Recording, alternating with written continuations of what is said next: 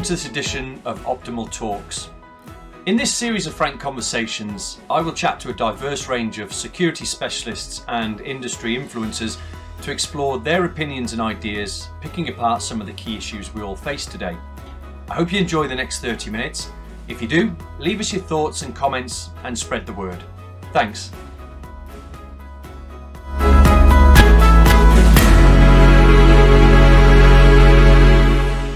Here we are again. Andy, great to see you. Today we've got Andy Humphrys from Human Red Team. As see, it's a kind of sinister backdrop you've got there. We're a brilliant backdrop, one of the best I think I've seen in a while. How are you? Yeah, I'm good, thank you, Rick. Good to see you again. Yeah, brilliant. We've been working with Andy around sort of advising people on and developing training around social engineering with Andy, and I don't think there's anybody that I've come across that has the same sort of qualifications and experience that you have, which is what we're so excited to run these training courses with you. Before we get into the sort of the whole piece, Andy, why don't you just give everybody a bit of a flavour of who you are, your background, experience, qualifications, and so on. Okay, thanks, Rick. So my background was originally way back in the day in IT project and program management. So worked with lots of different types of clients, government clients, private sector clients, different industry verticals, majority being in the UK, and then moved slightly further afield to work in different areas in different countries of the world. Those roles evolved more into ones with a greater security focus, and that really piqued my interest because I felt that the area of information or cybersecurity is very, very dynamic. It is constantly evolving. The threat landscape is ever changing. And for me, it felt a bit more of an interesting area to move into. So developed my career more in that area, and now focus on providing consultancy to different types of clients, different types of countries, UK, Middle East, the Balkans, Eastern Europe and the like, and also delivering technical training in many different areas within that wide field of cybersecurity. And your courses are endorsed by NCSC, aren't they? That's correct, yeah. I made the decision with the advanced course that I developed is I wanted to provide that level of independent assurance of the quality of the training materials and of obviously of the instructors that will be delivering that to provide that level of confidence for people who wanted to attend that course, that it did have that independent verification and checking and wasn't just a self-certified course. So the course itself, the advanced course, is the only NCSC assured course of its particular type that currently exists. Yeah, and this is exciting for us because we understand the risks from socially engineering people. We know that people are our greatest asset, but they quite often are our greatest weakness as well. And this is one area which bridges that gap between the physical security and the cyber security fields. The human factor is the same in both, and so we use it in physical penetration testing to trick people into letting us into buildings, and you use it in tricking people to open up back doors into systems and so on. So that the lessons are the same on both sides, in my opinion. But why is that? Why are people the weakest link? Well, as I say, it's a well-used phrase, people are the weakest link in security. And I think we look on people as that particular element because in many cases, from a human sort of psychology perspective, we're actually hardwired to trust other people. If someone asks us for some measure of assistance, more than likely we are going to say yes to them.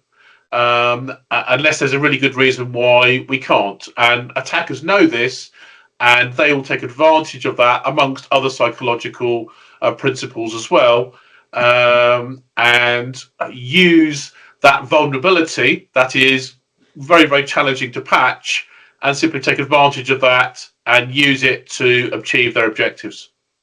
Yeah, and there's different methodologies, isn't there? You know, there's the that sense of urgency, or the threat of something going wrong because you know, if you don't do something, and it creates a fear. So I mean, it takes a lot to develop the skills to break encryption, when you can just persuade somebody to click a link. Give us some insights from your side, and why trust and urgency are such powerful weapons in tricking people.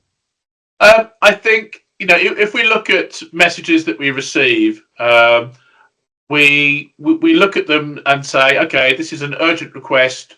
Someone needs it now, and quite often the urgent request or the important request bypasses the, if you like, the area of the brain that says, hang on a minute, we should be stopping and thinking a little bit more about this.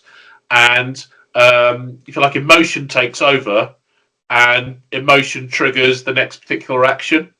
So, when we get these emails, or we get these phone calls, or we get these SMSs to say, you must do this now, or your bank account will be frozen, or your email access um, will be stopped. We become quite afraid and scared, and we become emotional, and we act on that emotion rather than taking the time to stop and think logically. That's really what the attackers are taking advantage of. So people really need to understand what the triggers they might be feeling, that anxiety they get, but just taking a stop check and think about this before you actually proceed. But for staff, so talking about the course and the training, because it's a really important aspect of making people better or less likely to be tricked. For staff who want to get better at spotting the tricks, what sort of short training do you provide, like the One Day Foundation program, that really makes a difference, and why is it so impactful? Yeah, I mean, I think it's important that people do understand these tricks and these techniques that attackers are able to use. So even in a single day, we can actually open their eyes to this and say, these are the tricks that are being used. Many of them have probably been used against you before, and it's really important from a defensive perspective to understand what these tricks are, what these techniques are that are being used, but also understand what to do about it. So, it's not just saying, okay, I've seen something, what am I actually going to do about it? It's being proactive and saying, okay, something's not right. I've got a bad feeling about it. Okay, what do I need to do next? Well, here's some steps that you can take, both from a personal and a work perspective, to actually reduce the risk of falling for these tricks which they're going to be using.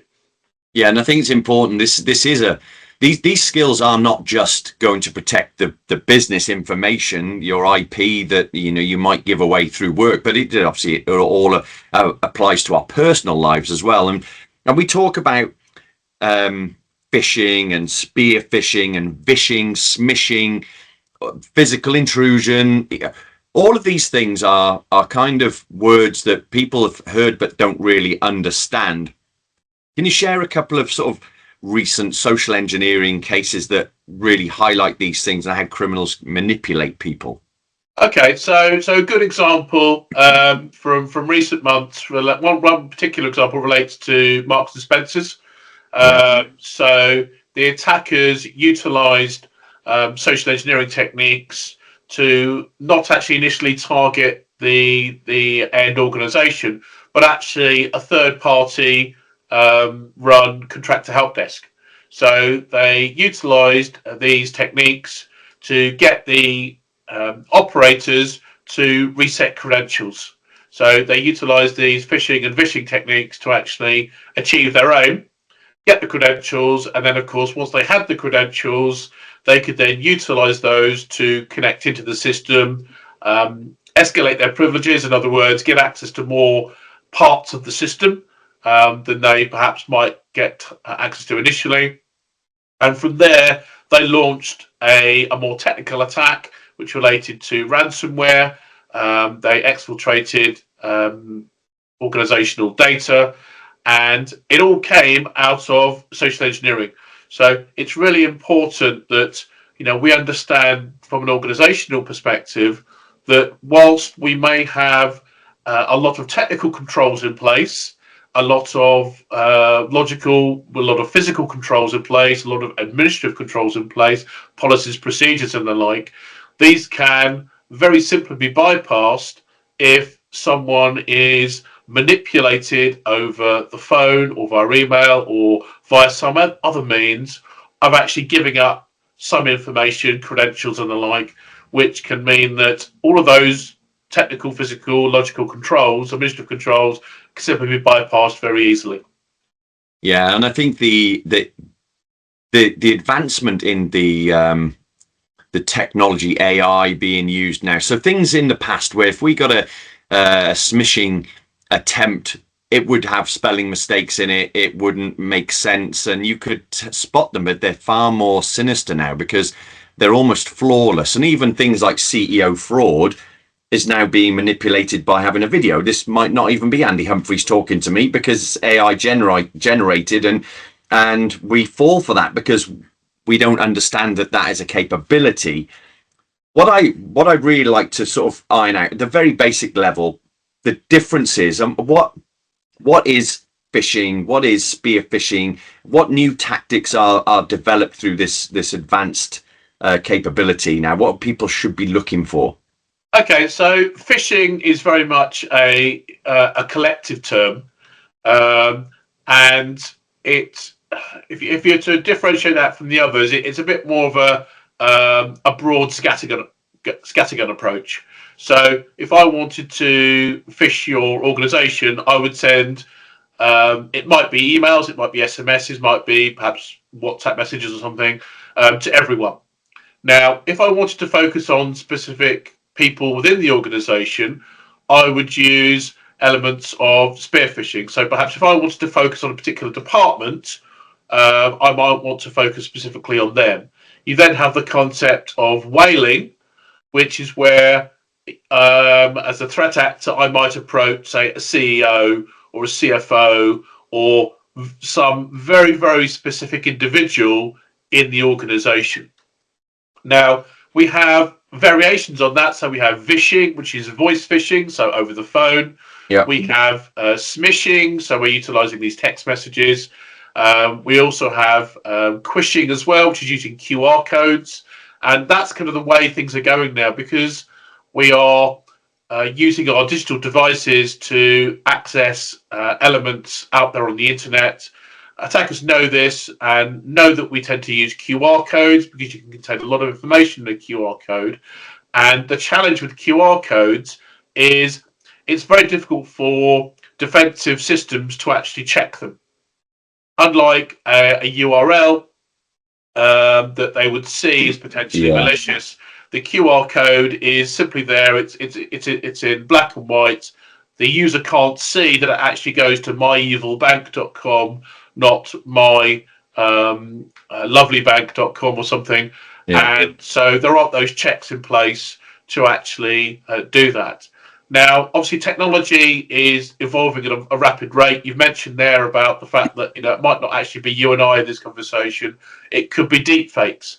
So deepfakes, whether it's video or just voice, are becoming an awful lot better. It's getting very, very difficult now to tell reality from fake. So from a defensive perspective, from a learning perspective, it's important that people do understand that there is this risk from someone faking the voice of their manager or their director over the phone and simply giving them an instruction, an urgent instruction, right, I must do this by 5 o'clock today, and it's already 4:30, and simply acting on it because they think it's actually their manager or their director that's saying it. What's actually happened is that the attackers have been able to get some measure of voice sample and have been able to craft a script that will sound effective and will result in the action being undertaken by the recipient of that call or that message. And we say in terms of risk management, the only way to eradicate a risk, because you can't eradicate risk unless you just stop doing that thing, and we can't stop working, and we can't stop banking, we can't stop using email or SMS, unless we just go off grid and live in a farm in Scotland somewhere. So when you're delivering advisory training, I mean, what sort of things do you tell people? How do you teach them how to deal with it? Yeah, I mean, we start by looking at the basic principles so people actually understand the theoretical elements behind what is actually going on. And then what we try and do is we make it as practical and real world as possible. So, we'll have discussions, we'll have Q&A, we'll look at real life case studies and say, okay, this is what actually happened in this particular breach. Yes, there were technical elements in it, which is kind of out of scope for what we're looking at, but how did it start? It started through this. They targeted help desk personnel, they targeted front desk personnel, they targeted accounting, HR people. So this is how they did it. And I think by utilizing real world cases, especially from recent months and years, it can help cement the foundational theoretical elements so people can go away and actually understand, well, this is how it was done. And certainly within the advanced course, what we actually do is get people to go and do it themselves.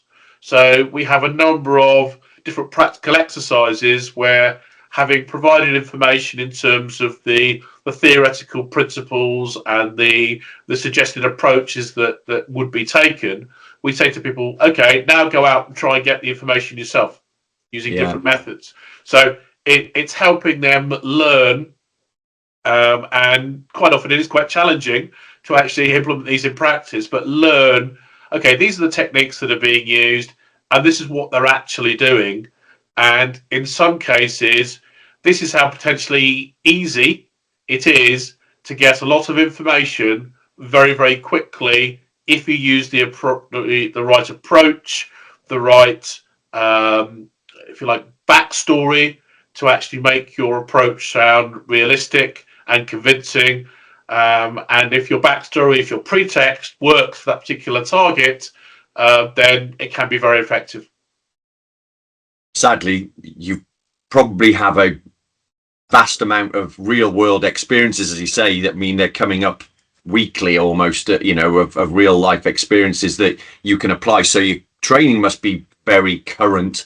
And that's a sad indictment of the state, of cyber security and physical security, that people can be tricked in that way. And what fascinates me is this psychological principles behind how this works. Because I love, I read a lot of marketing books, and you see how, marketers it's a dark art of the choice architecture, and that's being applied in a nefarious way. So, I mean, what are the main psychological levers that attackers pull to achieve what they need? Well, there's quite a lot of elements behind that. It's as I mentioned earlier. What the attacker is trying to do is to bypass the logical part of the brain, if you like, that says, hang on a minute, should you really be doing this? Should you really be giving this information? And simulate some measure of emotion in the target. And what they're trying to do is to, through fairly basic means, think about, okay, what if you don't do this? So, do you have that fear of missing out, the classic kind of FOMO scenario? Fear. Okay, yeah. Yeah. Fear. Or it might be missing out, or it might be fear of punishment or loss. If you don't do this, you'll lose access to your account. You'll lose access to your funds. They'll use elements of authority. If I look at the multiple principles that were developed by Cialdini back in the 80s, one of these is authority. People will tend to follow or comply with those they perceive as perhaps experts or figures of authority. So if a policeman tells you to do something, or someone similar authority, people are more likely to just do it without thinking. Yeah. In addition, you've got elements of reciprocity. People feel obliged to return a favour. If I do something good for you, you subconsciously feel obliged to do something for me. Yeah. If an attacker can get you to commit to something, it might be perhaps a small request and then come back to you later on with a larger one, you will feel obliged to help me. because you've already helped me once before. Yes. What's everyone else doing? Social proof. If you like me, then you're more likely to help me and support a request that I'm making of you. So there's lots of these different principles out there that don't really change over time. The method and the technique change, but the basic underlying principles have been there for some time, and they are still being used because they work. Yeah. So fear, curiosity, reward, authority, these are all the sort of triggers. And I don't know if I've been reading this book for a while, actually. Have you seen this, Thinking Fast and Slow? This is where I think if anybody's watching, I highly recommend this book, because what Kahneman talks about is we have our two types of brain: the type 1 brain, type 2 brain. Type 1 is very instinctive, and this is what's being manipulated, the type 1 brain, because you don't think necessarily. It's your automatic response to something. But if you were to take 90 seconds, just think about what you're about to do, click into your type 2 brain, where you actually look at the impact or the implications of the decisions and the actions you're about to take, you might not make those decisions. So you have to stop thinking instinctively sometimes. And I think when it comes to clicking on a link or following a QR code or being manipulated by somebody that's projecting power on you, don't just accept that. Have the confidence to question it. It won't get you in trouble. It's probably the right thing to do in terms of security. It is the right thing to do in terms of security. But that concept from this book, I think it actually would help to address those issues. So cyber criminals, they'll tailor their approach to the sort of person. So if it's if you want to manipulate a junior person in the workplace, then going in as a pretending to be a senior person is a really good tactic. Yep. But regarding the training, so professionals that want to dive deeper into those psychological tactics, what sort of things do you sort of cover off? Yeah, just go back to your previous point there in terms of tailoring the approach. One of the things that attackers will do is they'll do research on targets. And that helps them ensure that the message that they give is going to be recognised by the recipient, and more than likely they will act on it. So that's one part that they do. Now, obviously, as part of the advanced course, we do cover that amongst all sorts of other different elements of the approach that you would take. So what we're trying to do is to get delegates to understand all the different elements that would comprise a potential attack by a threat actor that relates to social engineering. So, we look at the elements of psychology, which we've referenced a few times already so far. We look at questioning techniques.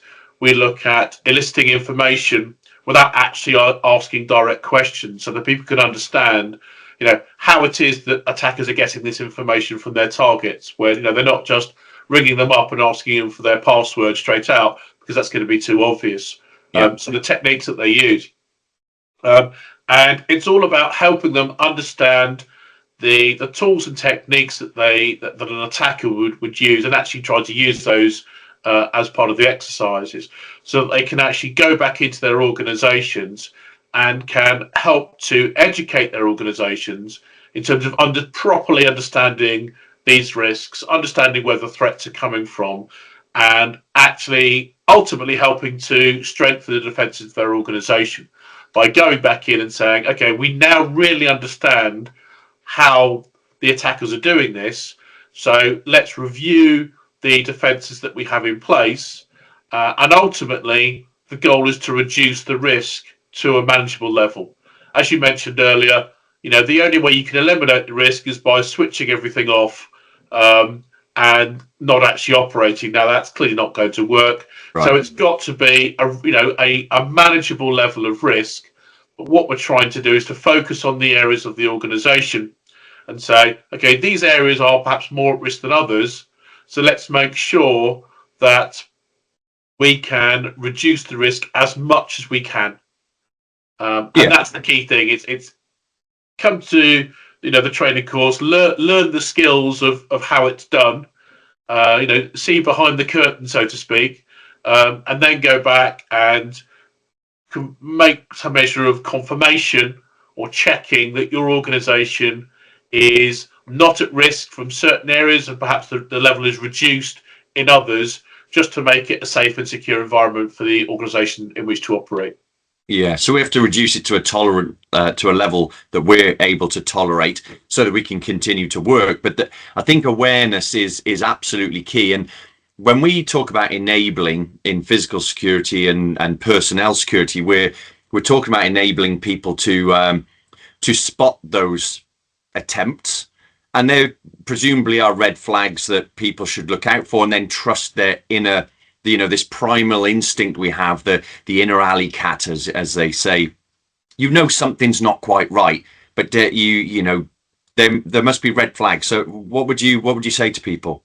Yeah, I mean, I think just to go back a second. I mean, you mentioned there obviously improving or increasing awareness. Yeah. I must admit, I'm not a fan of the word awareness, because obviously without any context, it doesn't really mean very much. For instance, if I look outside now, the sun is shining, so I'm now aware the sun is shining, and we have to ask ourselves, so what? So as part of the whole education piece, it's there is this risk, there are these threats. So what? What do we need to do about it? So in terms of the red flags, there, we've talked about a few of them already. Anything that's coming through that is marked as urgent, anything that might come through which the sender might be saying, well, don't tell anyone about this, or words to that effect. Anything that feels unusual. And I think it's important that people who are receiving these messages through whatever means, if they're not sure, or if they see something that is potentially a red flag, they do something about it. Now, that something is not just blindly clicking on the link, opening up the document, whatever, or giving the information over the phone. It is, something is, I've got that inner feeling is not right. I'm going to check, and I'll call you back, or I'll email you.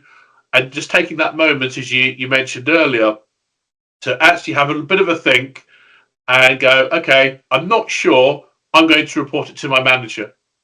If it's a request for funds to be transferred, which it happens an awful lot, and still goes on, if someone's not sure, then check with another person. Actually ring back the person and go, are you sure this is what you want to do? So it's doing some issue of double checking. If you're sent a link, actually having a look at the link, does it look right? Now, there are challenges these days, because if attackers use certain fonts on hyperlinks, they actually look like they should be authentic, even though they're not.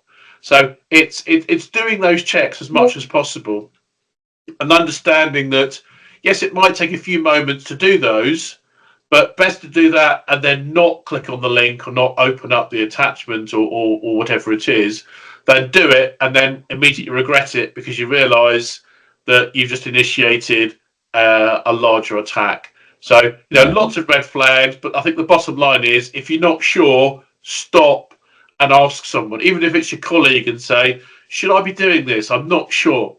And say, just taking that moment and ultimately, hopefully, reducing that risk of initiating a wider attack. So, as an organisation, I don't want to create a culture of fear. We talk about this in counter-terrorism, for instance. We don't want society to be walking around fearful that an attack's happening, but they need to be situationally aware of their surroundings, what the triggers are: screeching tires, screaming people, running people. That can be relayed into this.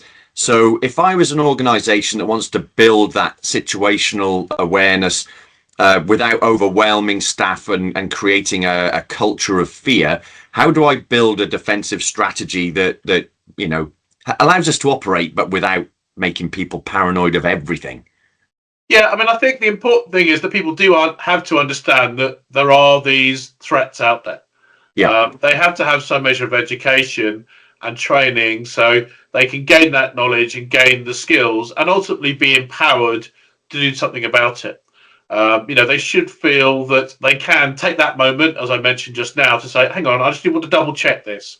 Now, are you sure you want me to transfer this money or make this payment? Or are you sure that I should be, or am I sure that I should be clicking this email or whatever it is, or giving this information over the phone? yeah, Now, one of the things that I think organizations in many cases don't do is give enough training. They tend to focus on more of the technical aspects of their security environment. yeah, So they don't really give enough. But on the flip side, what you don't want to do is give too much and sort of bombard people with information, because if you do that, they will just ignore it. It'll be the boy that cried wolf scenario. Is that you kept telling them, and they were like, yeah, yeah, okay, yeah, I get it, and they ignore it and move on. yeah, So there is a fine line, but I think there has to be something that is relatively regular to help people understand from an ongoing perspective that there are these risks, there are these threats out there. And while security is not part of their day job, they're in marketing, they're in HR, they're in accounting, they're in whatever job it is. Because the world is digitally connected now, and everything is potentially a part of the organization's attack surface, that they need to understand these risks and they need to be vigilant. We're all human beings and we all make mistakes. Even security yeah, professionals who should know better get phished. It happens. yeah, yeah. And And nothing's 100%. As with any measure of security, whether it's physical or technical, nothing is 100%. So it's reducing that risk as much as possible. And I think Lord Evans, when he was at MI5, reiterated that you have to expect that people will make mistakes. And I suppose also there is an element of giving people the confidence that if they do, they realize they clicked something they shouldn't have done, that reporting it is really important, because you don't want to hide it. So we can't punish people for making that mistake because they just won't tell you in the future when they've done it.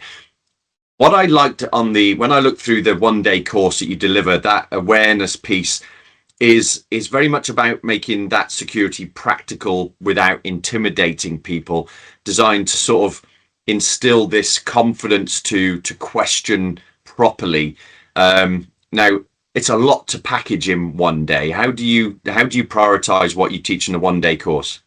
Well, I think it's important for people to understand the foundation elements. They need to understand where the threats are coming from. So, we focus on the key attack vectors that attackers have used in the past, are using now, and kind of look towards the future in terms of things may well be developing.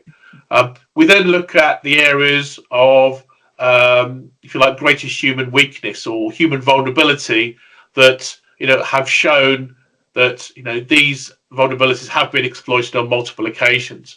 And what we also try and do is we focus on those key attack vectors and say, okay, here's how you can mitigate as much as possible those vulnerabilities to reduce those threat vectors being used successfully by the attackers. So it's all about understanding where the attacks are coming from, looking at the common mistakes that people make, and then trying to resolve or fix the problem as much as possible, so that people actually leave with that really good understanding of these are things I should be thinking about, and here's how I can best help myself stay secure, my friends, family, but also from a wider organizational piece, so I can kind of play my part within the organization. Even though my day job isn't focused on security, I can be part of that wider team that can help protect the organization and its data. So we talk in terms of at Optimal Risk, we talk about building resilience into a organizational culture of security awareness, and cybersecurity is absolutely key in that, because arguably It's one of the fastest growing and more advanced methods being used to trick people. And like I say, I keep coming back to the word trick because effectively that's what this is. It's tricking people. So in your sort of world, what does a resilient organization look like relating to social engineering threats? Well, as I mentioned there, it's all about people who don't really have security as their primary role, being part of that wider team. The phrase that is often used, security is everyone's responsibility. Yes, and yes. It's getting people away from that mindset of, well, the only people that need to focus on security are the IT and the security team. Attackers quite often won't target those people because they know that it's their day job. They're wearing their security hat 8 hours a day. And it's giving that empowerment to people to understand, to know what to do, to know where to reach out to. So as part of that whole security piece within the organization, they feel valued and they can help support that wider security piece. And the fact that, it's not just about physical barriers, technical barriers, policies and procedures. People are at the heart of every organization. People are quite literally at the front line of this. They're the ones that are being initially targeted by emails, messages, phone calls, conversations. So let's not forget that. People will have a conversation in a cafe or a bar and try to listen to information that way. So it's not just about technology, it's people, process technology, people being the heart of the organization.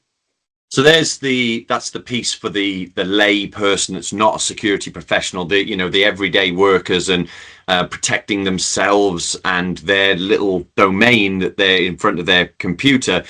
But there is a wider picture here and a responsibility for the security leader, the CSO, CISO in an organization, and consultants like us, Optimal Risk, and how we need to be better to lead those people and advise them in a bigger way. We have a bigger role to play in continuing that message. So because people hear it over and over again without battering them with it, it becomes they become acclimated to that concept of questioning. So taking the advanced course, what does that give to the security leaders, the security professionals, to help them guide the people in their organization? Well, ultimately, it's taking them beyond that foundation level to increase the level of understanding in terms of, this is how these attacks are taking place. These are the skills, these are the tricks that are being used. But it's not just about the theory, although there is quite a lot of theory to understand. It's about going out there and doing it. So, that's why we have these simulation exercises, these practical simulation exercises where delegates will be asked to try and elicit information from people outside of the course environment, so that they can actually fully understand and appreciate how these tactics and techniques and tricks are actually being used, so that they can then go back into their organization fully understanding how it's actually being done, and can review their own environments and understand how they can then build that resilience into their organization, not just from a short term, but from a medium and a long term, to actually fully understand that, well, here's the risks, here's the threats. How can we become as resilient as we can to mitigate that risk as much as is possible? So it's all about building that ultimately long-term strategy to protect the organization and to ensure that it is as resilient as possible, but also, all the elements within the security environment are linked together: the people, the process, the supporting physical and logical technical technologies as well. Which we widely understand now as a converged approach to security. And people they hear convergence. We've been talking about converged security for a decade more. But sometimes I think what we're missing is this link, and the link between the cyber physical personnel domains is people. And the one thing I think probably uniquely, the one threat that covers across all domains of the three domains is social engineering being used, because you can have all the technology, zero trust protocols put in place in cyber. You can have the best access control system and a physical build environment and biometrics. But if somebody can be tricked to allow you access, which is what we do in physical pen testing and what red teaming do in terms of cyber penetration testing, people get hacked all the time. And it's something that I think is overlooked to a degree, because it's always about the technology or the physical hardware that is there to protect people so they can go about their job without fear of being tricked. But we have to think more about how people are being manipulated to circumnavigate the physical defenses that we've become so good at. And we're always on a back foot, but people, the psychology of people and different people, so many different attitudes and beliefs and fears, and the reward and bribery and corrupt people, but people are the weakest link. And I think for us at Optimal Risk, we're really pleased that we've teamed up with you for these courses, because it's a really important area that we know, because we utilize it in our exercises, and it's always the way you get in, always. So the courses we're running with you are going to be coming fairly frequently, and I'm looking forward to getting on one myself, because it's a personal real interest for me in how people think and how we can sort of make that better. And for as a consultant, I want to go into look at the resilience of an organization, not just from the physical and information security piece, but around people as well. So it's, really looking forward to getting on that course with you.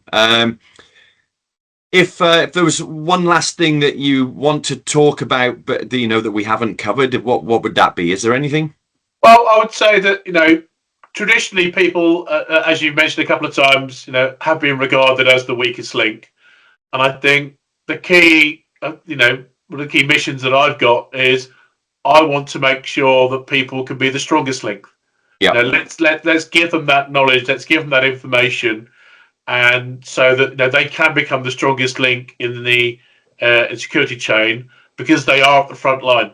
So let's give people knowledge and skills to protect themselves and protect their organizations.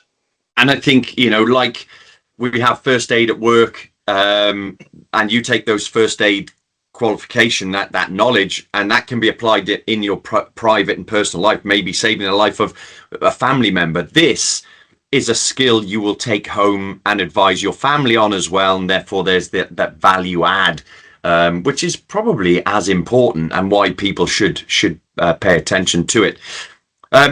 Andy, we've run out of time, but I think that's been really insightful.